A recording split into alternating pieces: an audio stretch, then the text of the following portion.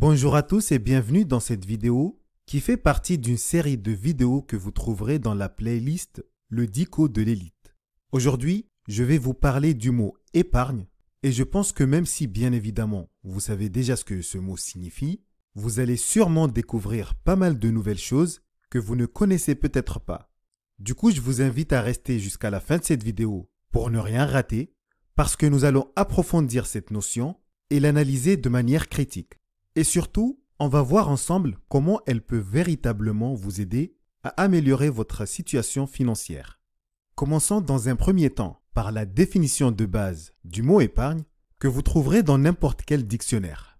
En fait, l'épargne est tout simplement la part du revenu net qui n'est pas dépensée immédiatement. C'est de l'argent qui n'est pas affecté aux dépenses de consommation et qu'on choisit plutôt de mettre de côté pour une utilisation future. Quand on parle d'épargne, il y a beaucoup de personnes qui pensent qu'épargner consiste à cacher de l'argent liquide sous son matelas ou à garder son argent dans un compte bancaire. En réalité, les choses ont beaucoup évolué et du coup, vous devez faire les bons choix parce que chaque forme d'épargne que vous allez choisir va jouer un rôle dans votre stratégie financière globale. Il faut savoir qu'aujourd'hui, il existe plusieurs façons d'épargner et différents types de placements d'épargne. En France, par exemple, on a le choix entre les livrets d'épargne classiques, comme le livret A, le LEP, le LDD, le PEL, etc.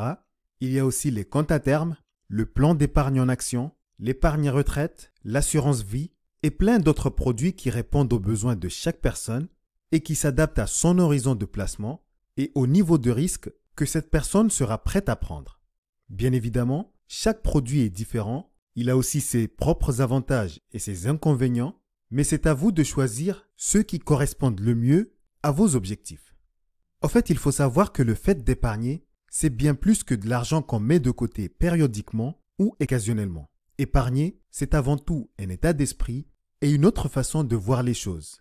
Tout simplement parce que quand on décide d'épargner, on fait le choix de penser à l'avenir, d'anticiper face aux mauvaises surprises, de planifier à long terme et de rester prévoyant.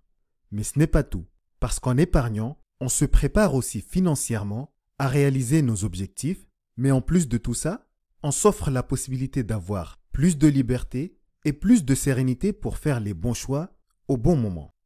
Avant d'aller plus loin, j'aimerais ouvrir une petite parenthèse pour préciser qu'il ne faut surtout pas confondre entre l'épargne et l'investissement. Parce que j'ai remarqué que lorsque l'on parle d'argent et de finances personnelles, il y a beaucoup de personnes qui ne font pas la différence entre ces deux notions qui sont certes bien distinctes, mais complémentaires.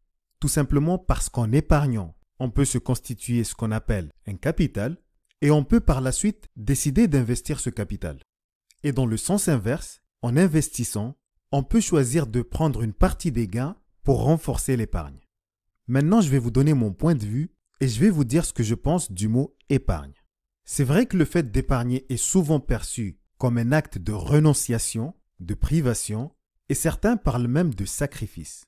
Et je dois vous avouer que j'avais cette idéologie il y a quelques années de cela. Mais en changeant ma vision des choses et en faisant des efforts pour épargner, j'ai réalisé à quel point j'ai pu gagner en liberté et en sérénité.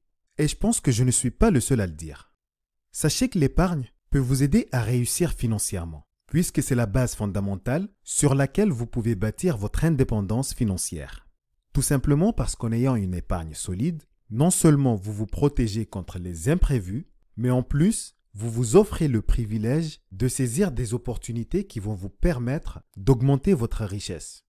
En d'autres termes, lorsqu'on dispose d'une épargne, on est plus enclin à prendre des risques calculés et à investir de l'argent qu'on peut se permettre de perdre. En réalité, l'épargne n'est pas qu'une simple action qu'on doit réitérer systématiquement pour se constituer un capital. En fait, c'est aussi une bonne habitude à prendre et un bon état d'esprit à adopter. Parce qu'en épargnant de manière stratégique et réfléchie, on se donne les moyens de faire face aux imprévus et on s'offre la possibilité de pouvoir réaliser nos différents projets et nos rêves. Alors, ne voyez plus l'épargne comme une contrainte ou une corvée, mais plutôt comme le bouclier qui va vous protéger contre les aléas de la vie. Parce que, comme je le répète souvent sur cette chaîne, si vous prenez soin de votre argent aujourd'hui, il prendra soin de vous demain, après-demain et tout au long de votre vie. Merci d'avoir regardé cette vidéo. Dites-moi ce que vous en pensez dans les commentaires. N'oubliez pas de cliquer sur le pouce si elle vous a plu et de vous abonner pour ne pas manquer les prochaines. N'hésitez pas aussi à la partager, ça peut aider d'autres personnes. Encore merci et je vous dis à très bientôt pour de nouveaux mots et de nouvelles vidéos sur Élite Proactive.